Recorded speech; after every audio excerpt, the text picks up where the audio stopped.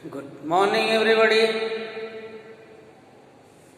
Exam की तैयारी खूब अच्छे से हो रही होगी। मेहनत से आप लोगों की पढ़ाई आरंभ हो गई होगी।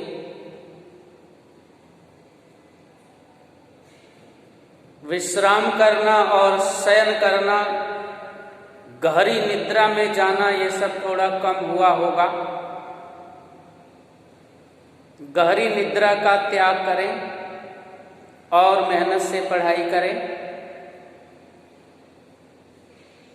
7 तक नॉवेल में आपका रिवीजन कर दिया गया था। 8 to 10 का रिवीजन वीडियो भेजा जा रहा है। पोर्शन दे दिया गया, वीडियो को ध्यान से सुने। वीडियो में पोर्शन है, आप सभी जाने। मेहनत से पढ़ाई करें और अच्छे से अपना एग्जाम दें। 7 में आप सबको बताया गया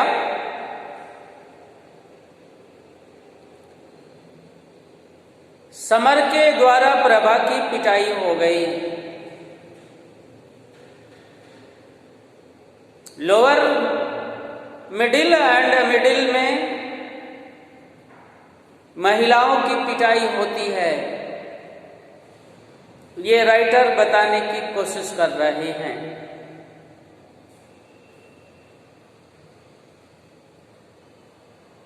बहुत वैल्यू इनको नहीं दिया जाता है,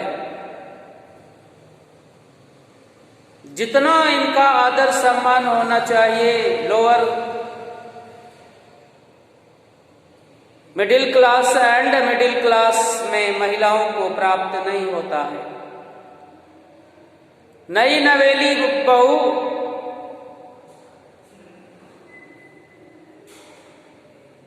छह महीने के बाद वापस आई है। पति ऐसा जो बात नहीं कर रहा है, अपना ईगो दिखा रहा है, अपना घमंड दिखा रहा है और बार बार अपनी ही पत्नी को नीचा दिखाने की कोशिश कर रहा है। राइटर कह रहे हैं कि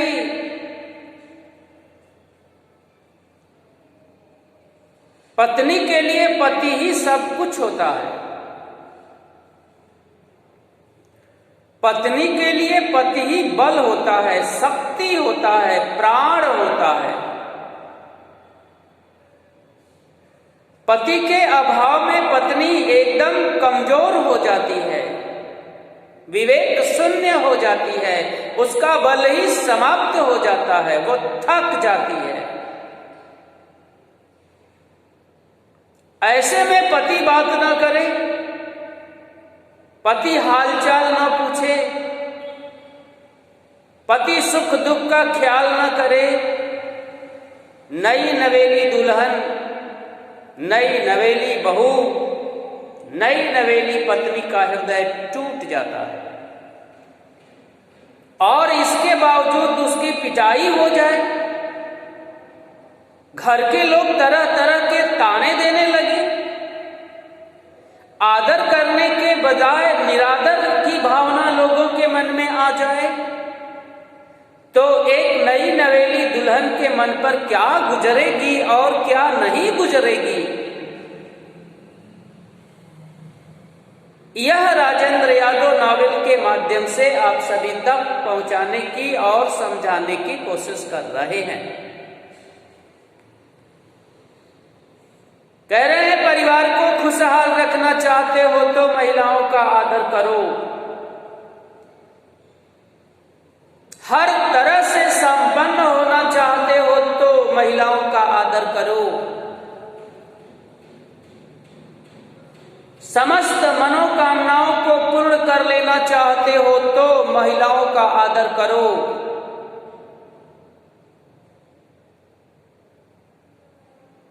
दुनिया को जीतने की शक्ति रखते हो तो महिलाओं का आदर करो, क्योंकि महिलाओं के आदर में ही सब कुछ विद्यमान है। अनायास ही हमारे महापुरुषों वर्षों में नहीं लिखा है कि जहां महिलाओं का आदर होता है वहां देवता निवास करते हैं। मीन्स वहां सद्वृत्तियां होती हैं, वहां अच्छी सोच होती है, वहां अच्छे विचार होते हैं और लोग खुशहाली से अपना जीवन व्यतीत करते हैं। जहां अच्छी वृत्तियां होंगी, जिस परिवार के लोगों के हृदय में अच्छे अच्छे विचार होंगे,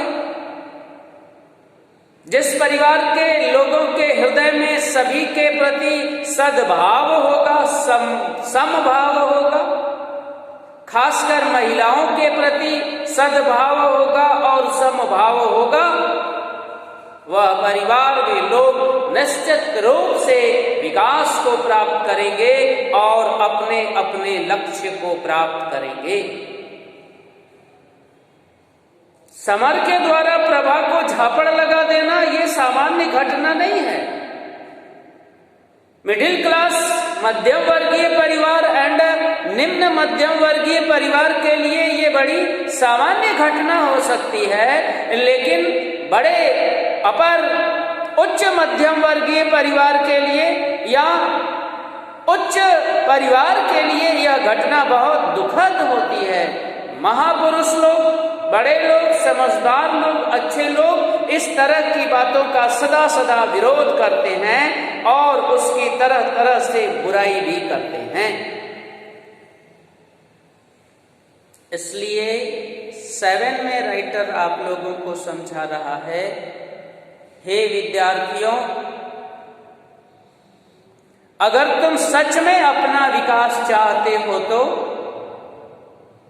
सच में तुम देश का विकास चाहते हो तो, सच में तुम संसार का विकास चाहते हो तो, सच में तुम अपना उद्देश्य प्राप्त करना चाहते हो तो महिलाओं का आदर करना सीखो। अपने हृदय में महिलाओं के प्रति आदर की भावना भर लो और यही भावना तुम्हें ऊंचाई की ओर ले जाएगी, तुम्हें तुम्हारे लक्ष्य की ओर ले जाएगी, तुम्हें तुम्हारे देश को ऊंचाई की ओर ले जाएगी और तुम्हारे संसार को ऊंचाई की ओर ले जाएगी। पार्ट 8। चारों ओर से प्रभा की बुराई हो रही है, प्रभा को रिस्पेक्ट नहीं मिल रहा है। और भी यहां राइटर समझाने की कोशिश कर रहा है, प्रभा यंग महिला है,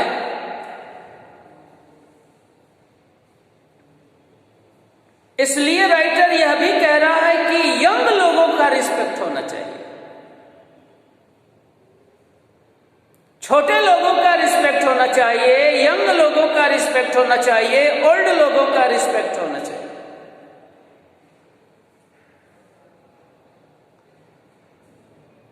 चाहे वह युवक हो, चाहे वह युवती हो, यंग युवक का भी रिस्पेक्ट समाज में होना चाहिए एंड यंग युवती का भी समाज में रिस्पेक्ट होना चाहिए।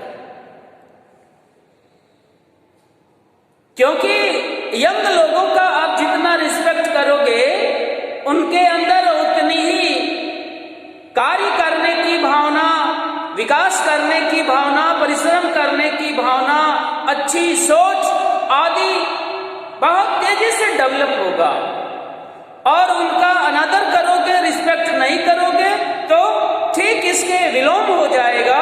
उनके अंदर बहुत बहुत रॉ कैरेक्टर डेवलप होंगे जो व्यक्ति के लिए नुकसानदायक होंगे, समाज के लिए नुकसानदायक होंगे, देश और संसार के लिए नुकसानदायक होंगे।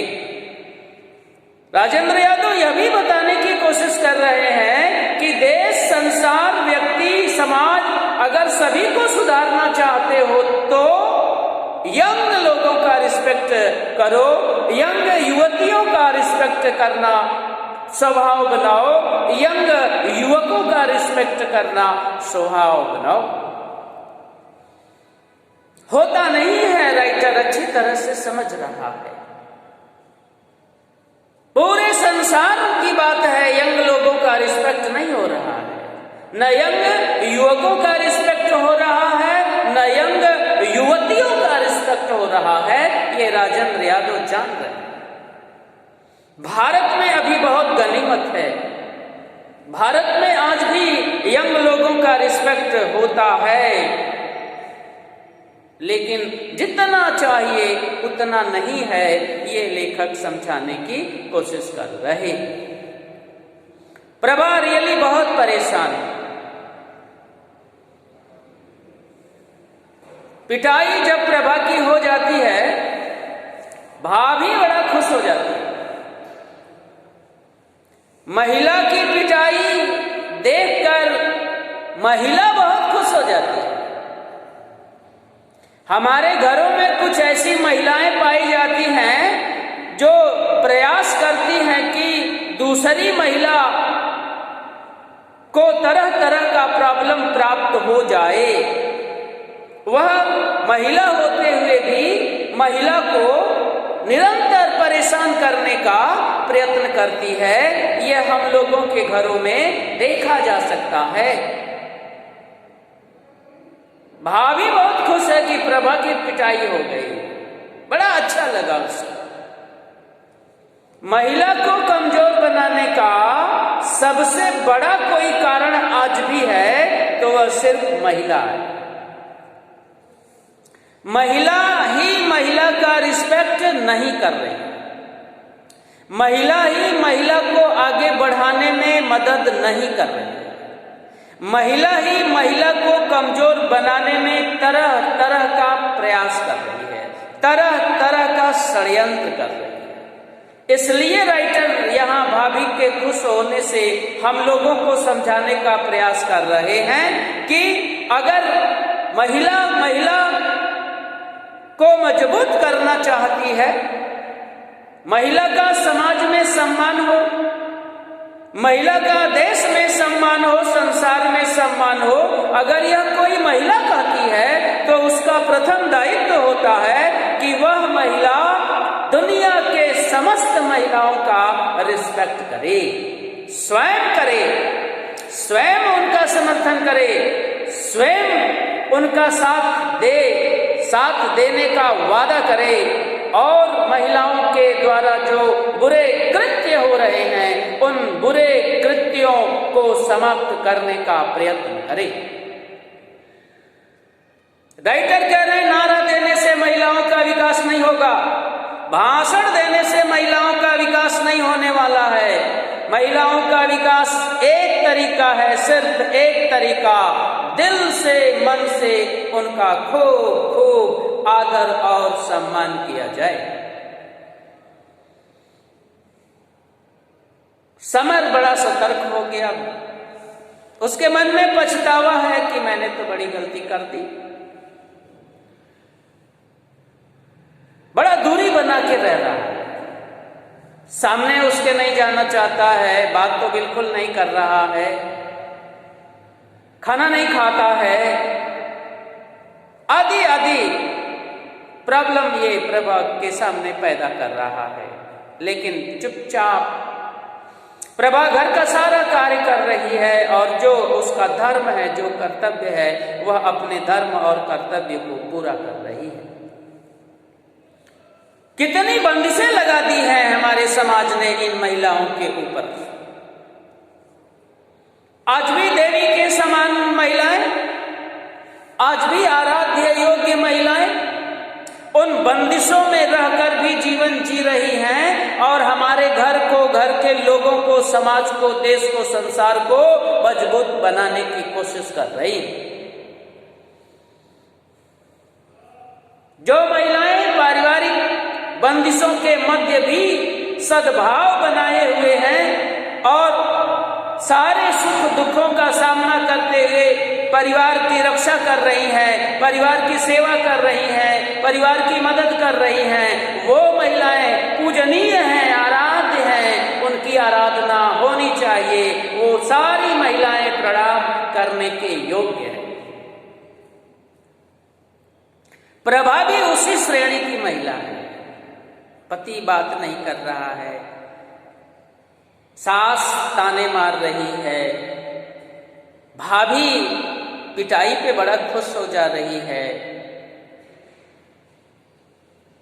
बाबूजी रोज रोज तरह तरह से उसे व्यंग करते रहते हैं।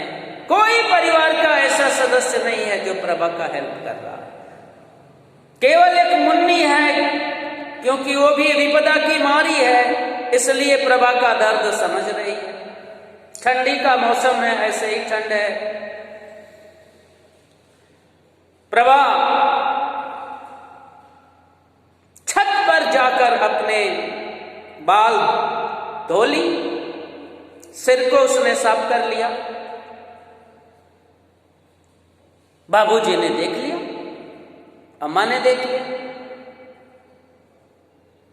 अम्मा तो कुछ नहीं बोली, लेकिन बाबूजी को बड़ा गुस्सा आया कि नई नई बहू है, छत पे स्नान कर रही।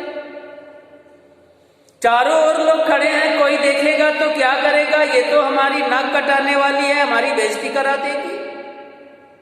तो मुन्नी बाबूजी को डांटती, बाबूजी तुम इतनी ठंड है, तुम तो 2 लोटा स्नान करके काम चला लेते हो, इतनी ठंड में बहू कैसे स्नान करेगी, तुम्हें क्या पता है। छत पे जाके उसने अपना बाल धो लिया तो क्या बुरा किया। मुन्नी की बात थोड़ा बाबूजी ध्यान दिए और प्रभा का कुछ विरोध नहीं किया। प्रभा एकदम परेशान है, बहुत परेशान है। मानसिक परेशानी में महिलाएं घर का काम अच्छे से नहीं कर पाती हैं। मानसिक परेशानी है, पति बात नहीं कर रहा है, सास, भाभी, बाबूजी, जितने देवर हैं सब उल्टा सीधा बोल रहे हैं, इसलिए वो बहुत मेंटली प्रॉब्लम में है। वो सुखी जीवन व्यतीत नहीं कर रही है, मानसिक रूप से प्रसन्न नहीं है, बड़ी दुखी है, इसलिए घर का सारा कार्य अच्छे से नहीं हो रहा है। रोज रोज दूध उबल कर गिर जा रहा है तो अम्मा नाराज हो जा रही है कि कैसे देख रेख कर रही हो, रोज रोज घर में दूध उबल कर गिर रहा।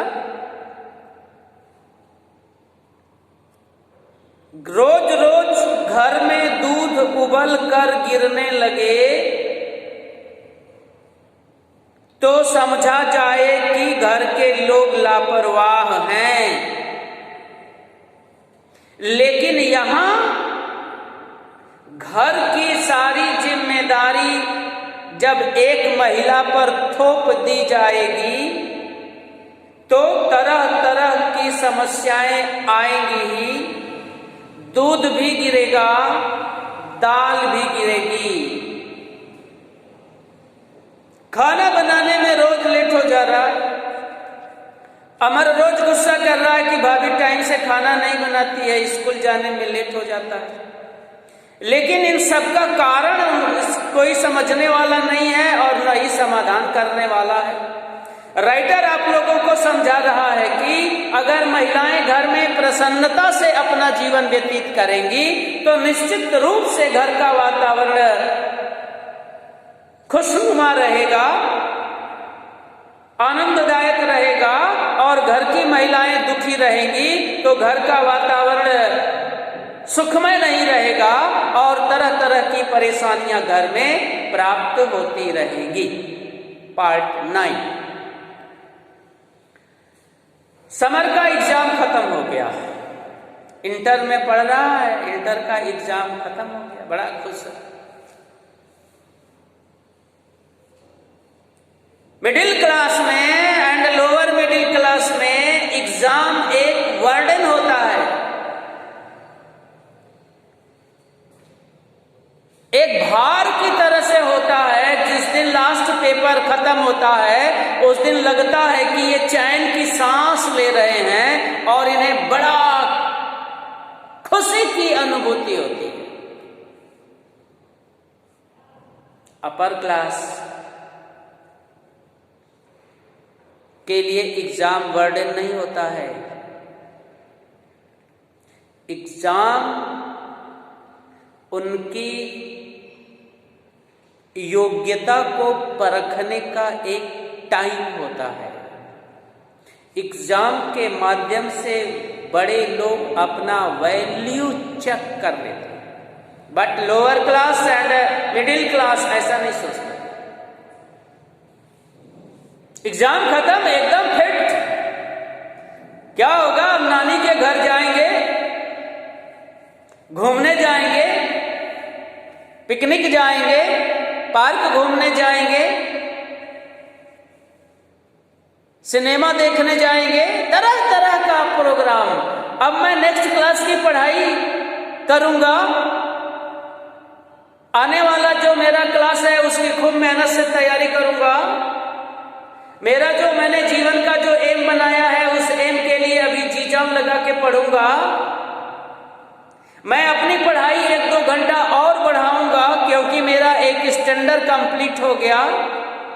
ये राइट थिंकिंग नहीं आएगी। नानी के घर जाना है, मामी के घर जाना है, दादी के घर जाना है, पिकनिक जाना है, हिल सेंटर जाना है, सिनेमा देखने जाना है, ये सारा wrong program middle class and lower middle class बना ले।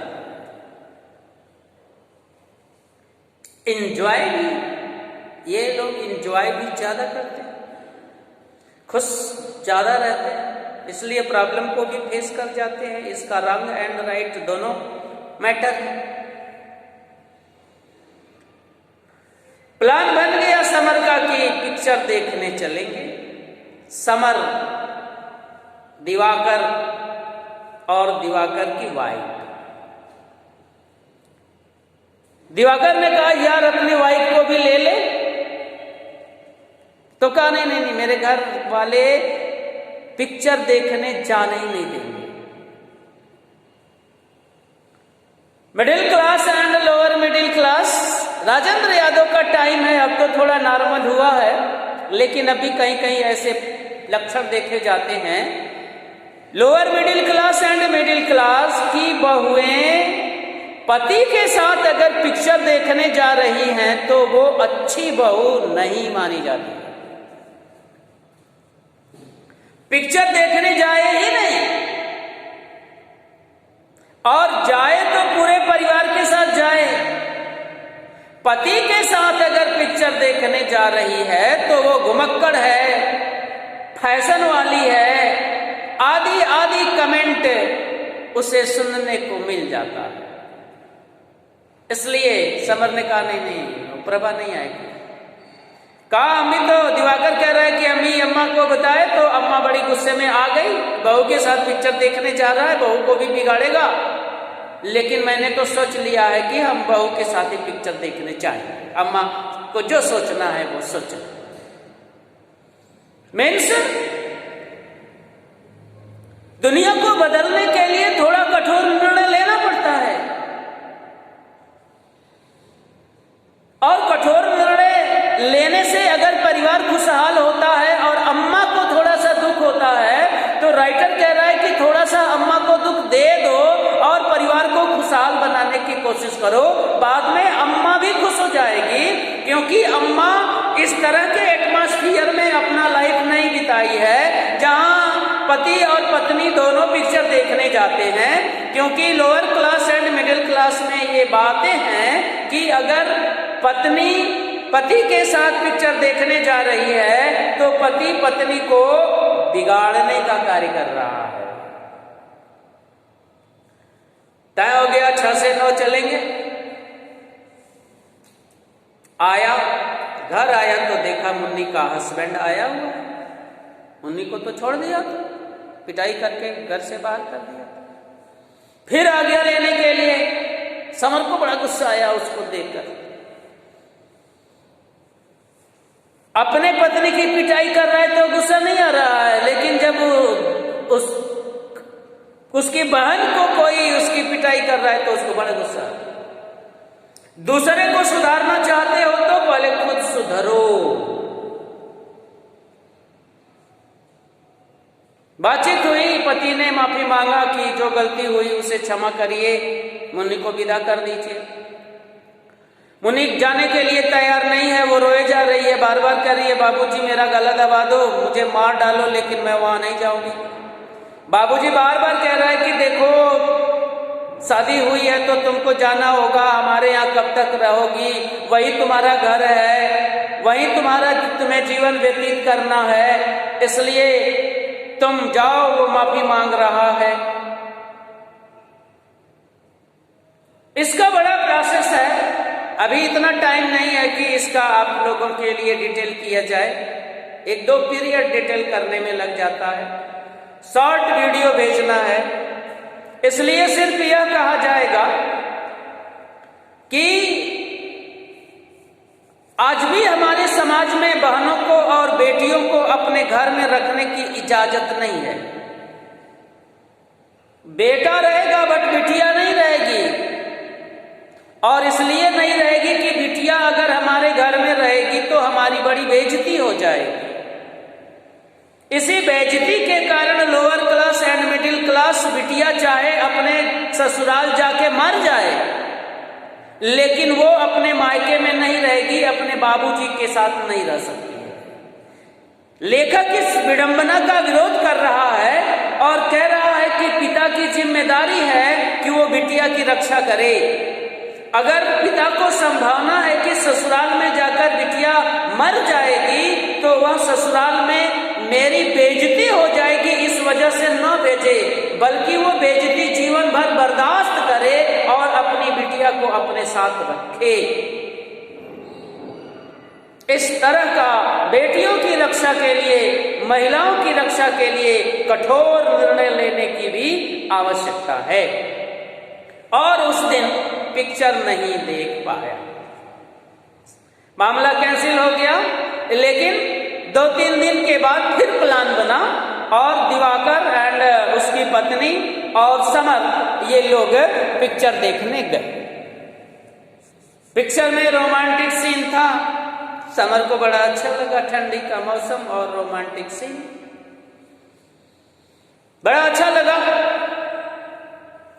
घर आया,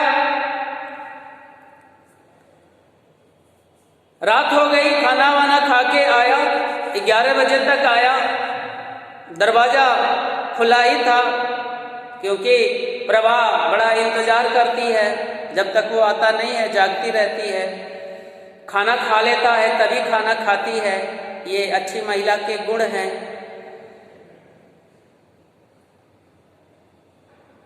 बारह बजे के बाद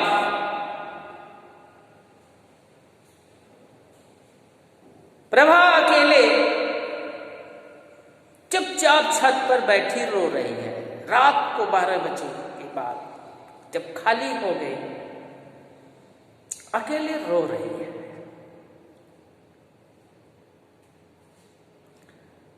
रोना भी एक टॉनिक है।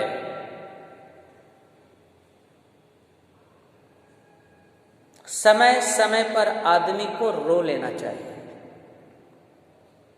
रोने से मन में खुशी आती है, और जो मन के अंदर गंदगी होती है, शरीर के अंदर जो गंदगी होती है, वो आंसुओं के माध्यम से निकल जाती है। हमारे महापुरुषों ने ऐसा लिखा है और साइंस भी इस तरह की बात करता है। लेकिन रोना आसान नहीं होता है। जब एकदम दिल को कोई हाथों से पकड़कर दबा देता है और उसकी जब टीस मन में उभरती है, तब आंख से आंसू आते हैं। बड़ी वेदना के बाद आंख से आंसू आते हैं, बड़ी भावुकता के बाद आंख से आंसू आते हैं। सामान्य रूप से आंख से आंसू नहीं आते। समर बाहर निकला तो देखा कोई बैठा है चुपचाप अकेले। पास में गया तो देखा प्रभा है और रो रही है। अभी तक वो प्रभा से बोला नहीं है,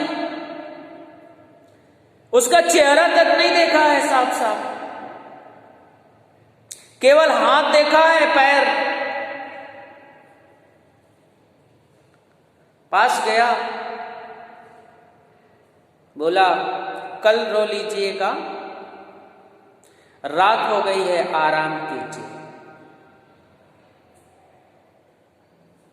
प्रभा और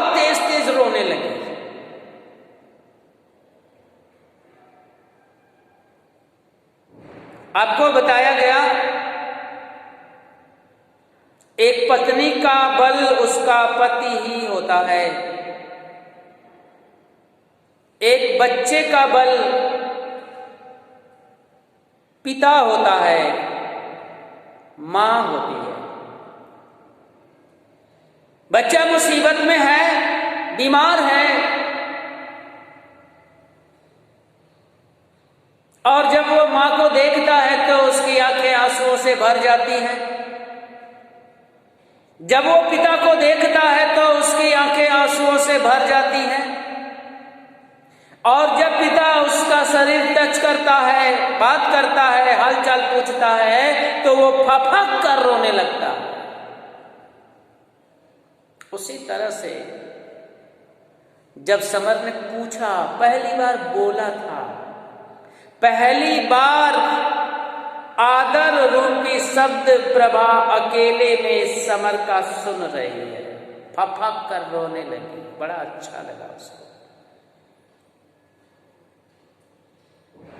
मन ही मन वो बड़ा प्रसन्न हो रही है, लेकिन आंख से आंसू तो वो पीड़ा से आ रहे हैं, दुख से आ रहे हैं। खड़ी हो गई और समर के गले लग गई। समर को उसने गले लगा लिया और फफक फफक कर रोने लगी थी। समर भी उसे गले लगाया और दोनों बड़ी देर तक रोते रहे। से राइटर यही समझाने की कोशिश कर रहा है, गले लगाने का मतलब अपना बनाना होता है। अपना बनाने का मतलब मन के अंदर के सारे भेदभाव दूसरे के प्रति समाप्त करना होता है। सारे भेद समाप्त करने का मतलब खूब आदर और खूब प्रेम देना होता है, खूब सम्मान देना होता है, जो अद्भुत खुशी का प्रतीक होता है। आज पार्ट 10 में समर और प्रभा एक दूसरे को गले लगाए हैं, एक दूसरे को अपना बनाए हैं, एक दूसरे के सामने सद्भाव व्यक्त किए हैं।